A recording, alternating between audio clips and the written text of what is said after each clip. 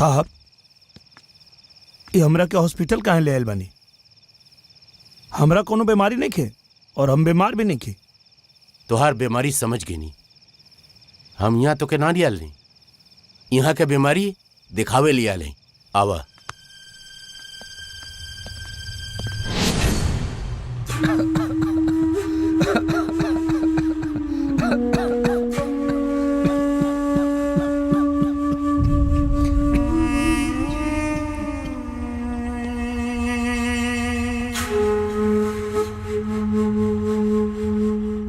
बाबू देखी ना, केहू ख्याल नहीं खे राखत, केहू इलाज नहीं खे करत और दवाइयों टाइम पे नहीं खे देत। हॉस्पिटल की गंदगी से इनकर तबीयत दिन पे दिन और खराब होता। ऐजा मरीजन से जानवर लेखा बर्ताव कइल जाता। कुछ करी बबुआ, कुछ करी।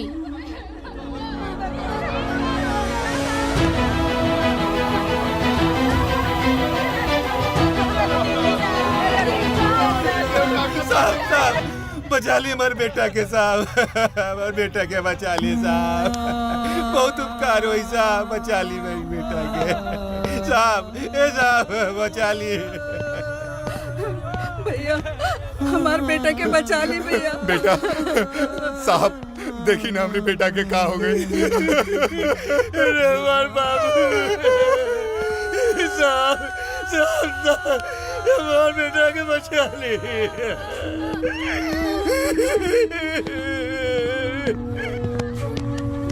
हमारा बच्चा बचा ले भैया, कुछ करा भैया, हमारा बच्चा बचा ले भैया, कुछ करा भैया, हे भैया डॉक्टर को बुलाओ, बचा ले भैया। डॉक्टर को बुलाओ। डॉक्टर साहब, डॉक्टर साहब, बच्चा लोग के हालत खराब है। डॉक्टर साहब जल्दी चली ना तो लोग मर जाए। क्या नींद खराब करता है? बट एक दिन तो सबके मरे क्या, तेऊ मरबे और हमू मरब, सब कर काम काम तमाम। तब तो के नींद ना आवत है तो हाइले वोदका मिले ले वानी तेऊ पी ले, नींद आ जाए।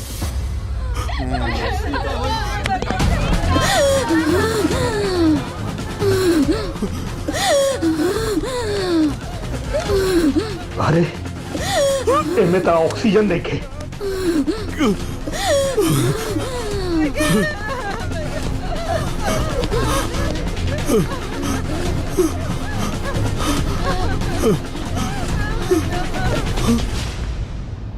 देखला ई बचवा के मौत देख के जैसे तुहार आंख से आंसू टपक रहल ह, वैसे ही रोवत रोवत हमरा आंख के आंसू सूख गईल ह।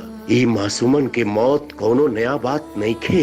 हम ई लोगन के खातिर फंड रिलीज करके अपन जिम्मेदारी निभावे नी, लेकिन विपक्ष के लोग हमरे लोगन के लालच देके पूरा फंड दीमक के जैसन चाट जालन सन। सरकार 30 रुपया में ऑक्सीजन के गैस के सिलेंडर देवेला, ओकरा के ई लोग 300 रुपया में प्राइवेट अस्पताल वालन के बेच देवेलन। हम असक्षम हई, जनता के पैसा जनता तक न पहुंचे देवे वाले मगरमच्छन के रोके में हम असक्षम हई। यही से हमरा के हमार उत्तराधिकारी चाहिए। ऊ ताकत जे हमरा अंदर नहीं खे और ऊ नियत जे हमरा अंदर बा, वो दोनों तोरा अंदर हो। जनता के साथ द, जनता के साथ द। बेटा तनी सोचा बेटा, हमार जान कबो भी जा सकेला। कैंसर के बीमारी जैसन पूरा के पूरा विपक्ष हमरा के चारों तरफ से जकड़ ले ले बा। अपने अंतरात्मा से सोचा का तो है करे के बा और का ना। जीवन उहे जवन दूसरा के काम अब। भानु के नजर हमरा कुर्सी पर बा, वो कभी भी हमरा के मरवा सकेला। भरोसा नहीं खे बेटा, हमार जान जाए से पहले ये कुर्सी संभाल ले बेटा, ताकि हम आराम से मर सके।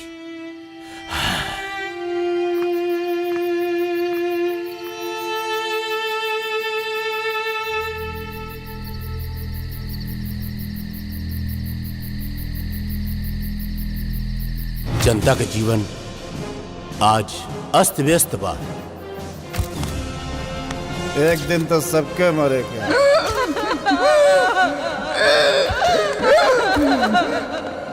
तू कब हमके मरवा दी ही भरोसा नहीं खे। शॉकिंग न्यूज, हमारे प्रिय नेता मुख्यमंत्री श्री विश्वनाथ जी का आज निधन हो गया है। जनता का विकास और जनता की भलाई करने में मैं असमर्थ हूँ। वो गुण जो मेरे अंदर नहीं है और वो अच्छी नीयत जो मेरे अंदर है, वो दोनों ही विपक्ष नेता भानु प्रताप के अंदर है। इसलिए मैं उसे अपना वारिस घोषित करता हूँ। ऐसा सुसाइड नोट लिखकर उन्होंने आत्महत्या कर ली है। पूरा देश सदमे में है। प्रणाम सीएम साहब, इतना बड़ जिम्मेदारी हमरा पर रख देले, हम एकरा के कैसे निभाई। वो भगवान रहले, हम इंसान होके कैसे करब। जबले जिंदा रहले तबले उनकर सोच रहे कि हम ना कर पाए, लेकिन आज ये मुसीबत के घड़ी में उनकर पूरा जिम्मेदारी हमरा के लेवे के पड़ रहल बा। बहुत दर्द बा उनकरा प्रति। अब रउआ लोग बताई कि हमरा का करे का चाहिए, का सही बा का गलत, आप ही लोग बताई। लेकिन एक बात हमरा समझ में नहीं खे आवत कि मुख्यमंत्री जी आत्महत्या काहे कैली। मुख्यमंत्री जी आत्महत्या नहीं खन कैले।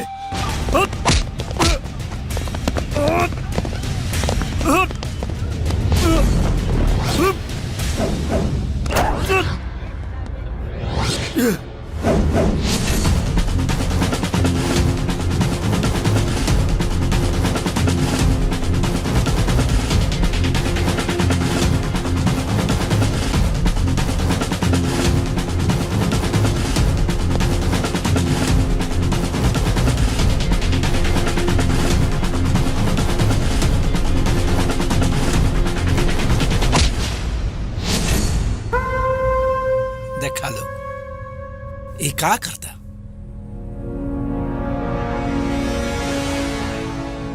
ये सब मुख्यमंत्री जी के प्यार दुलार के नतीजा बा। हमरा प्यार भी उनके प्रति उतने रहल, पर हम केकरा के दिखाई, हम केकरा के दिखाई। नेताजी लोग बैठा।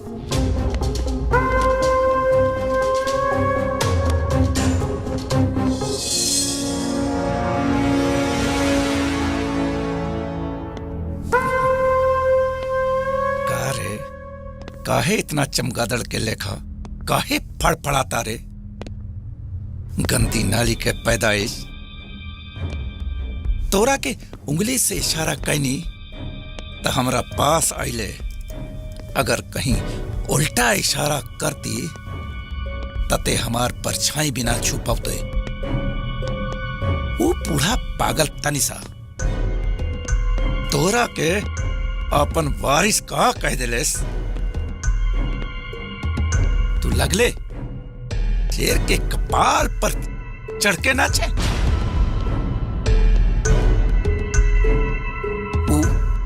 हमार बात ना मनलस तो ओकरा के ऊपर पहुंचा देनी। अब अगर तू हमार बात ना मन ले तोहरा के भी ओकरे पास पहुंचा दे। तोहरा के भी अपन असली दुनिया में आके देख, तब तोरा का पता चली कि तोर औकात का बा।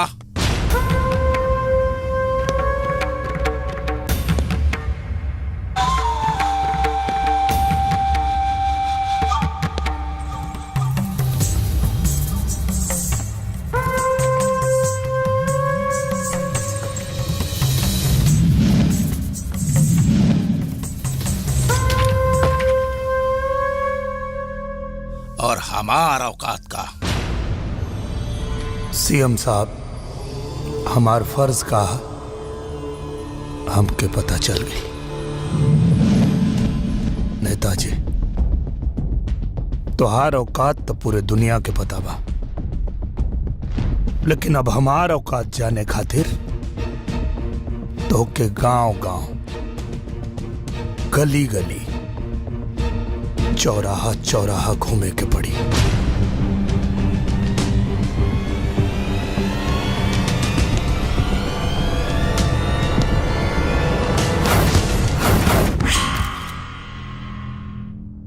कहे कि हम आसमान में उड़े वाला परिंदा है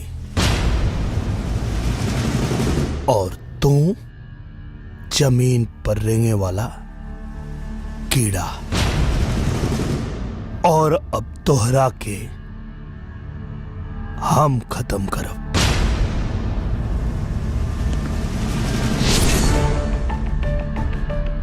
भानु प्रताप के कहनाम बा कि एकर परछाई छुए के हमारा औकात नहीं के। इस सही कहा था, लेकिन हम जनता के तरफ से एकरा के चैलेंज करतानी। झूठ के नकाब एकरा चेहरा से हटा के, एकर भ्रष्टाचार के पोल खोल के, एकर असली चेहरा जनता के सामने लेके आई और मुख्यमंत्री जी के सपना साकार करब।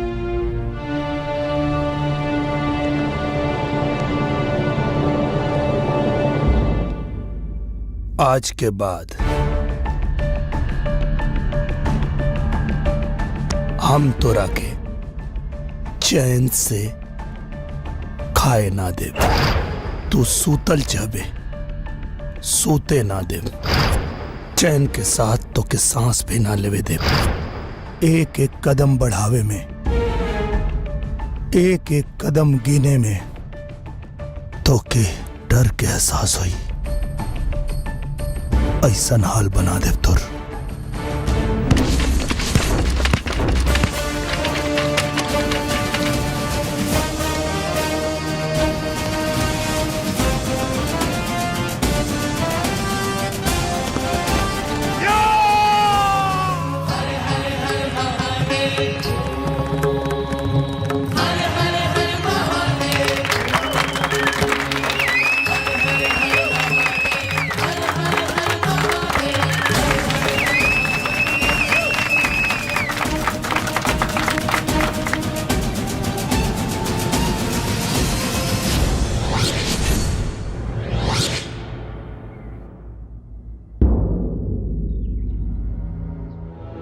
किशन, एक अकेला आदमी पूरा समाज के नहीं खे बदल सकत। अरे वो आदमी राज्य के होखे वाला मुख्यमंत्री बा, ओकरा सामने हमनी के कोनो औकात नहीं खे। वो हाथी जैसन विशाल बा और हमनी चींटी जैसन सामान्य। तो के पता नहीं के चींटी जब हाथी के सूंड में घुस जाला तो के क्यों बचा ना पावेला। अगर तोहरे सामने केहू दादी के मारी तो तू का कर तू? होकर जान ले लेती। सोचा, गांव के एगो मुर्गा पकड़े वाला लड़का पर सीएम साहब के इतना भरोसा रहे कि जनता के साथ गलत करे वाला के मुर्गा बना के छोड़ब। किशन, जोश से जंग ना जीतल जाला। जोश तो हम अपना माई के कोख से लेके पैदा भइल बानी। सुमन, जैसे तुम्हारा मन में हमरा प्रति प्रेम रहे और हमरा मन में तुम्हारा प्रति नफरत, लेकिन तुम्हार विश्वास वो नफरत के प्रेम में बदल देलस। ठीक वैसने विश्वास हमरे सर पे जीत के सहरा सजाई और जनता के साथ गलत करे वाला हर आदमी के सलाखन के पीछे पहुंचा के रहब हम। देख ली अपना पोता, इस सब आपके लाड़ प्यार के नतीजा बा। अच्छा, माने अच्छा काम करे तो तोहार पति और खराब काम करे तो हमार पोता। सुमन, हम इतना जानेला कि हमार किशन कभी केहू के छेड़ला ना, और अगर ओकरा के केहू छेड़ देहलस तो फिर ओकरा के छोड़ला ना। हाँ। जैसन दादी वैसने पोता। शेर के तो कब्बो कुत्ता बनत ना देख ले रानी, लेकिन आज देख ले हनी। जब एगो अकेला आदमी रउआ के सामने खड़ा होके ऊपर के पसीना नीचे से निकाल देहलस। रउआ के कब्बो केहू चैलेंज करी ये हम सपनों में ना सोचली रहनी। माने के पड़ी ओकरा जिगरा के। रउआ जैसन आदमी के ना हिला के रख देहलस, हिला के। यो मॉम, आप पॉप्स की तारीफ कर रहे हो या बुराई? अरे बेटा तू जे समझ ला। हे पॉप्स, एक सलाह देने को मांगता। का ये सब झमेला छोड़ने का, आपको प्रोड्यूसर बनने का और मुझे लॉन्च करने का एज ए हीरो। सब पागल कहीं का। ओह, नॉट एक्सेप्टेड। अरे जीजाजी परेशान काहे हो रहल बानी? एक फूक में उड़ जाई। ओकर का औकात बार रउआ के सामने रसरी लगा के पहाड़ के खींचल चाह रहल बा। भला कबहू ऐसन भइल बा? कहाँ रउआ और कहाँ ऊ? शेर कुत्ता के लड़ाई में हमेशा शेर ही जीतेला। ये हर आदमी जान ले। आप एंजॉय करी, बाकी हम संभार ले। बात तो कठिन है, लेकिन कोशिश कैला से जौन है कि हर कठिनाई आसान हो जाला। सर हम हर कोशिश करेला तैयार बानी। ठीक बा, अपने से ज्यादा ताकतवर के मारे खातिर बल से ज्यादा छल के जरूरत पड़ी। छल? दुश्मन के वो कमजोरी जौना पे हाथ रखले से होकर सांस अटक जाए। होकर हर कमजोरी ढूंढा, आगे के रास्ता हम बताई कि का करे के हा। ठीक बा सर। अरे सीएम साहब, अपने के तो बिना कुछ जचले परखे ही इस दुनिया से निरंकारी बन के निकल गई नी। लेकिन कम से कम हमरा किशन के तो बख्श दी। उनका के तो अभी बहुत कुछ करे के बा। सबसे पहले उनका के हमरा से शादी करे के बा, ओकरा बाद सुहाग रात मनावे के बा, ओकरा बाद 2, 4, 10, 20 गो लइका पैदा करे के बा, ओकरा बाद उ लइकन के लइका होई, फिर उ लइकन के लइकन के लइका होई, फिर उ लइकन के लइका के भी बस बस बस बस, इतना कुल तैयारी करे से पहले लइकवा के तो तैयार कैला।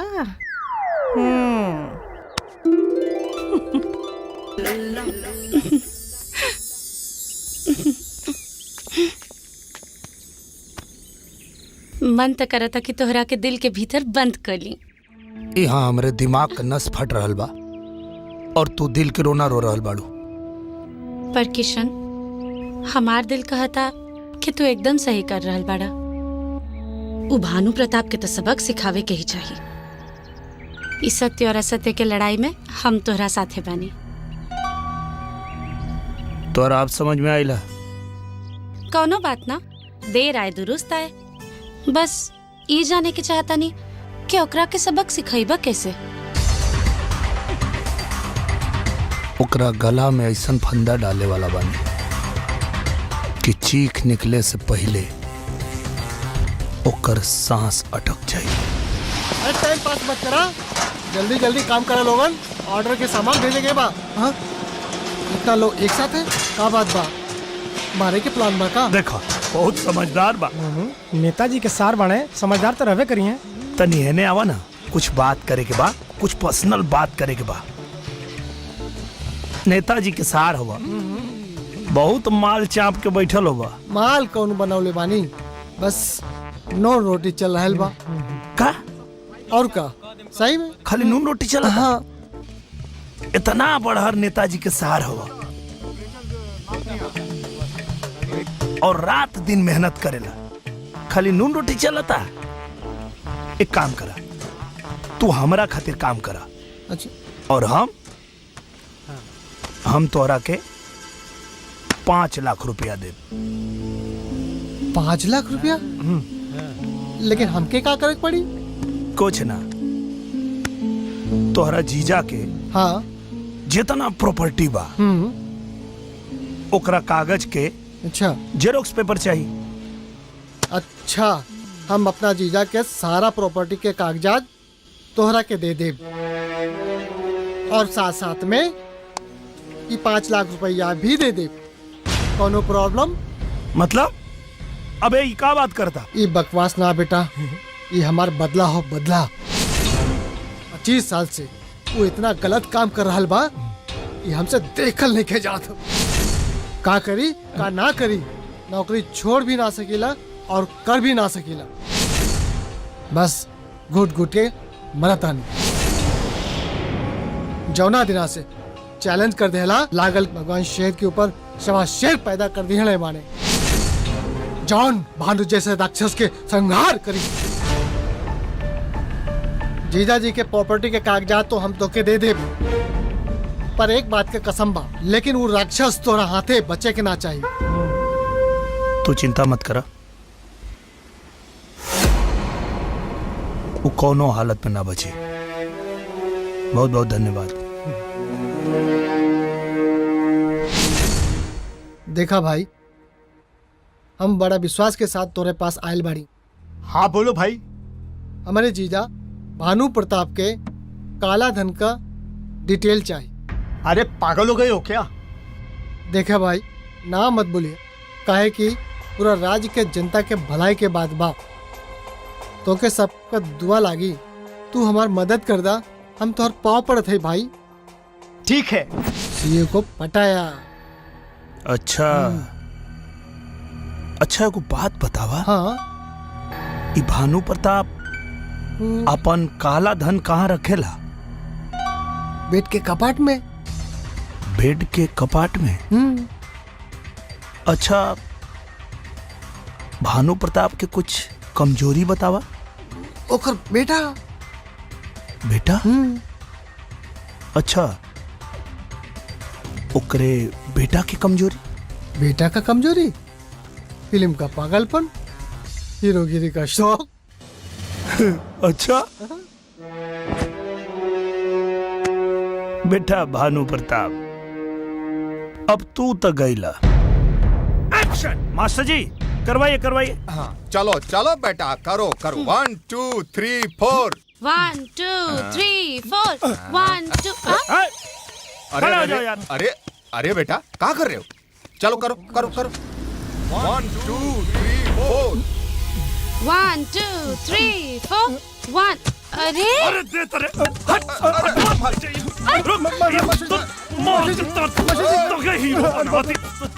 मास्टर जी! रहने दो रहने दो रहने दो, चलेगा। कहाँ रहे दी? एकदम रहने। ओ प्रोड्यूसर का खेत बिछा कर तू कथवा रहेदा रहेदा। रहने दो बेटा, गुस्सा नहीं होता। आज से तू हीरो ना, ले पकड़, चल बैठ नीचे, बैठ बैठ।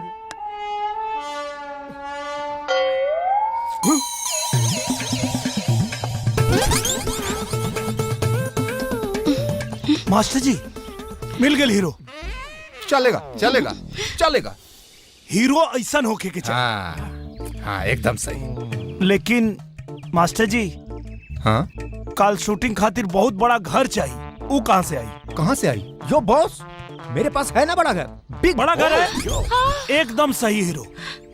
लेकिन मास्टर जी, घर में बहुत ज्यादा पैसा और जेवर होके के चाहिए। जो बॉस, मेरे पास बहुत ज्यादा पैसा, बहुत ज्यादा जेवर। क्या बात?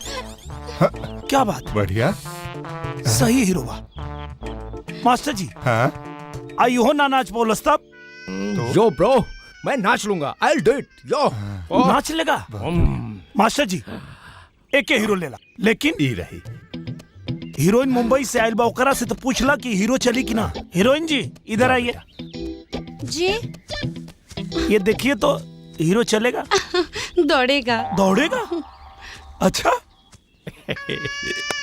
तू एक काम करा, अपने घर के लोगों के कहीं भेज दा, घर एकदम खाली होके के चाहिए।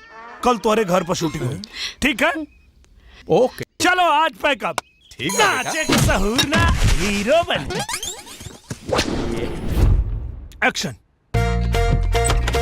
हाँ तो मैं बोलूं? ओके, ये देखिए, yo my sweet heart, this is my home. बड़ो बड़ो, एकदम बढ़िया बढ़िया, बड़ो बड़ो बड़ो बड़ो। कैसा लगा? डायलॉग अच्छा लगा? I am a born actor boss. तुम यहाँ की रानी और मैं यहाँ। एकदम सही सही, चलो चलो चलो, लूट लो लूट लो। ओके मैन, मेरे अंदर का एक्टर जाग गया। तुम यहाँ की रानी। संभाल के, अरे संभालो यार, गिर गया हीरो। ओके, गिरा नहीं है। नो नो, गिरा नहीं मैं। अच्छा एक बात बतावा, अगर तू अपना माई बाबूजी के बाहर ना भेजले रहता तो इतना आराम से शूटिंग हो पाई? यो मैन, मुझे पहले से पता था, इसीलिए उन लोग को दूर रिश्तेदारी में भेज दिया। अब अपन लोग बिंदास शूट करेंगे। Very good. वाह, हैंडसम के साथ साथ तू तो समझदार भी बहुत बड़ा। मुंबईया मैना और भोजपुरी चाचा। ओ तोरा जैसन स्मार्ट तोता खातिर हम भोजपुरी तका मगही, मैथिली, दरभंगिया, पटनहिया सब कुछ सीख ले। एक बात बोली, ये जो हीरोइन बाना कोनो हीरो के घास ना डाले। हाँ वो तो तोहरा में कुछ बात तोहरा पीछे एकदम लट्टू बन के नाचती है। हाँ लुटल जा। क्या पैसा? कैसा पैसा? अरे यार तोहार पैसा तो ही के लूटे के बाद सिक्योरिटी भी बात, टेंशन कोने बात के बाद। श्योर श्योर पैसा लूटबा, जरूर लूटेंगे। एक्शन।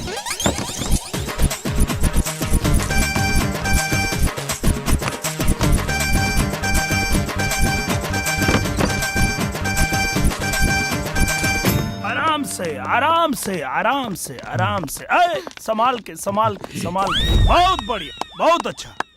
अब आपके पैकअप कर दिया हीरोइन का। अरे उनकर काम खत्म, अब आपके काम शुरू हुई है ना। यहाँ कैमरा अब बंद कर कैमरा, लेके पहुंच गांव में। सर हमने के चले के गांव में, गांव वालन के पैसा बांटे क्या? बांटेंगे ना। अरे हाँ, अमीर लोग के लूट के, जब गरीब में बंटबा तब बनबा सुपरस्टार। सुपरस्टार बने के बाद तो गांव में बांटे के पड़ी। ओके या मैन। चला चला गांव में मिलेंगे। चलो सब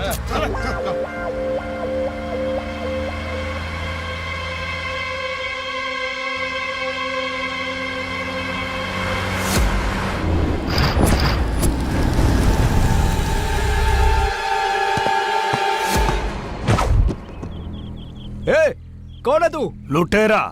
लुटेरा? ये तो वही है।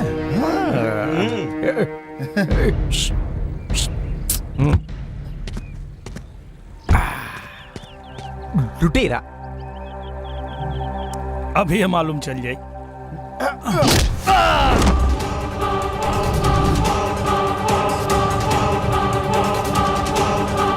देखत का बड़ा मारा के रखे।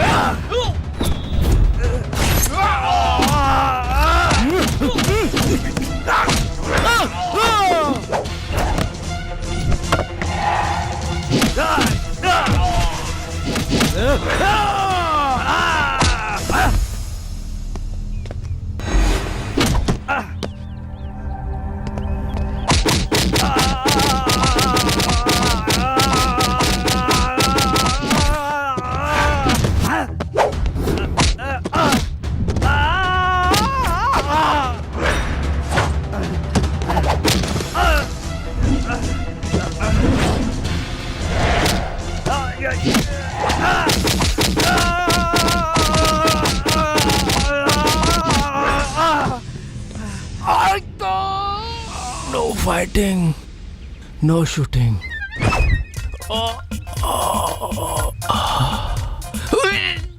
Only Ghana.